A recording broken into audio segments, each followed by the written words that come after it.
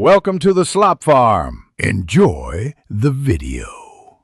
You begin by confirming your account is linked and the current season is unlocked.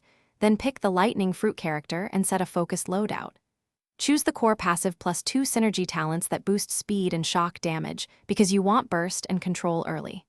Once done, allocate loadout points, prioritize 3 offense, 2 defense, 1 utility, and save the preset.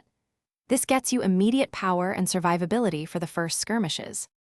You now shift into mid-game execution, where positioning and combo flow decide outcomes. Move to flank and maintain roughly 20 to 30 meters so your ranged shock hits without exposing you. Use mobility to retreat when pressured. Initiate with a short stun to lock targets, then layer an AoE shock for damage over time, and finish with a dash finisher for burst and repositioning. Make sure to track cooldowns. Use Ability 1 to trade and Abilities 2 for planned burst windows.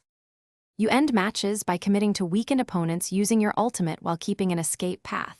That secures kills without overextending.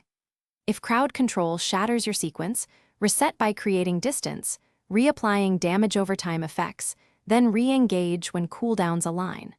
Finally, if abilities fail to trigger or icons disappear, try a quick relog or clear the client cache before assuming build problems. This resolves most UI and input issues, so you can return to play with full control. Thanks for watching. Consider subscribing if we helped you today.